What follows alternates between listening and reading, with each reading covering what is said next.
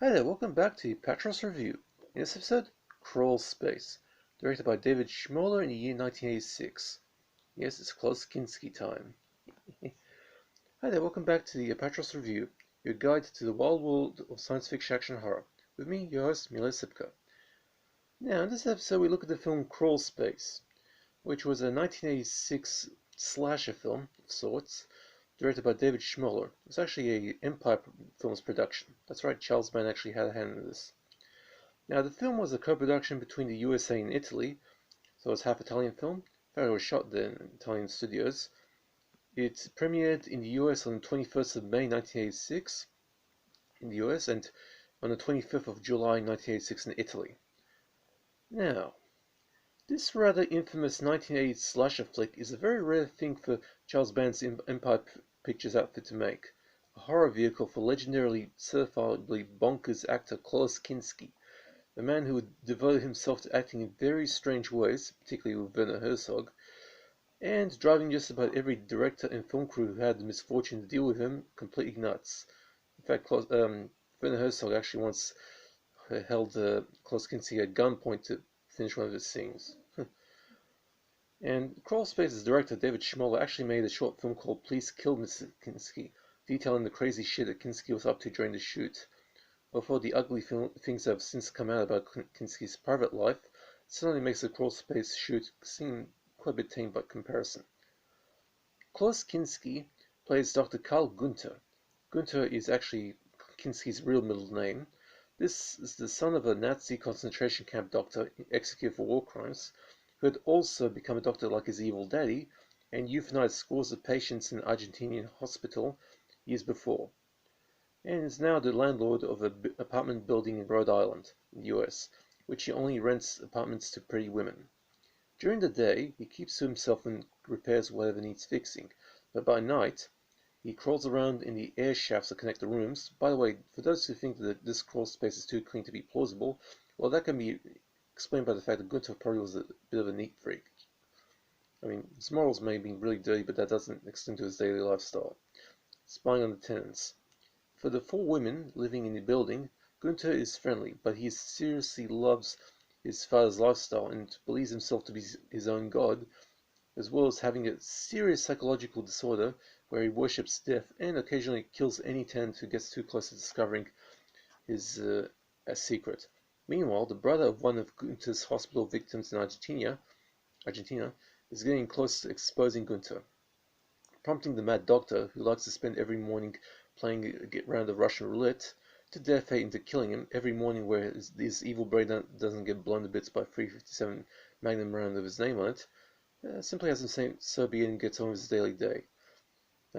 Now with the victim's brother on his tail, and the tenants starting to suspect something's going on, basically Gunther decides to finish up the lifestyle by going after his tenants for once and for all. Those tenants comprise of 5 women actually, but one of them is kept as a prisoner in Gunther's apartment, who's had her tongue cut out.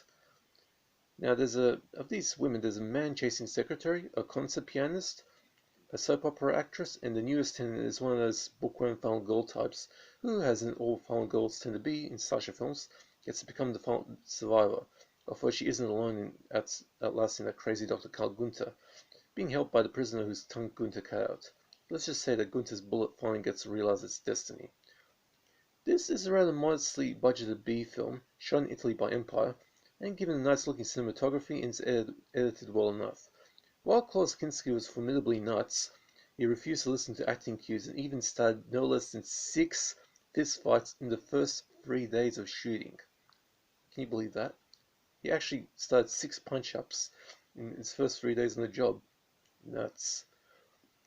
And he was only managed to be tamed by Schmoll exploiting Kinski's crush on an actress. Like one of the actresses on set, Klaus Kinski had a crush on her, and so Schmoll found out about it and basically going on his best behavior by having that actress stay on set longer than necessary. But the fact is that the camera loves Kinski. He was always a natural for the camera, and Kinski plays the creep role better than just about anybody else. Here he gets a chance to go full bore with the nutso stuff, making Crawlspace one of the best of the 1980s slashes. but given that subgenre's negligible reputation, not better than passable. And I mean, if you've seen any of Klaus Kinski's films, you can tell he's a weird bugger. Outside Kinski's acting, the film is pretty inventive in its plot, but despite the last act, there isn't much of a body count, and unlike most slashers, the majority of the killings takes place off-screen. Only 2 killings are depicted on-screen, not including Gunther's demise, which hurts the film's premise a fair bit. There is one scene where the brother of one of Gunther's hospital victims comes up to confront him and sits down on a chair, which basically has a spike in it that rams itself up into the guy's ass. Ouch. Anyway, the film is a little bit on the sleazy side, but if you're a fan of Klaus Kinski or 1980s slashes in general, this is one of the best of this kind of thing. That Hal Gunther scene was pretty hilarious if you have a dark sense of humor. Now for the gore, there is a little bit of blood and some severed body parts, but not really a gory film. And Klaus Kinski's cat accidentally kills itself, goes into one of his traps. But since the film has a master creep like Klaus Kinski, the gore isn't really all that important. As for nudity, well, nudity would have been nice to see, but we only get to see Tiny McLean's nipples after she cuts holes in her bra in the early part of the film. Crawlspace gets a C+ from me, 5 out of 10. This is passable stuff as far as 1980s horror goes, but by the negligible standards of that decade's slasher cycle, this is one of the best. A little word of warning for those who live in apartment buildings with creepy landlords. If you hear clicking sounds coming from the air vent in the middle of the night, run like hell. Now for the DVD.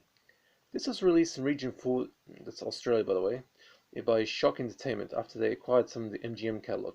Now back in the mid-2000s or late 2000s, MGM basically almost went bankrupt and 20th Century Fox bought out most of their catalog.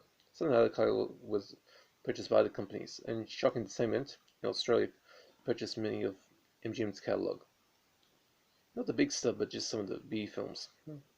Now, my copy was one of a rare box set called the 80s Horror Collection that had 7 films in it.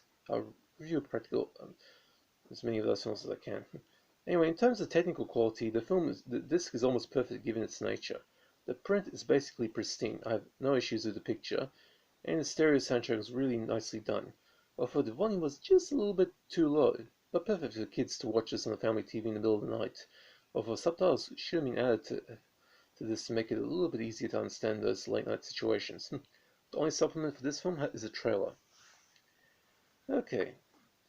Of course, I do believe that Crawlspace is available on its own, but I haven't seen any standalone copies available. Anyway, I hope you enjoyed that. Now, I don't do requests, but if you want to know of a particular film in my collection, just hit me up in the comments section, I'll answer. If you have any questions relating to DVDs and cut status and stuff, just hit me up as well. I'll do my best to answer. Hope you guys enjoyed that. Take care, and that's it for this review.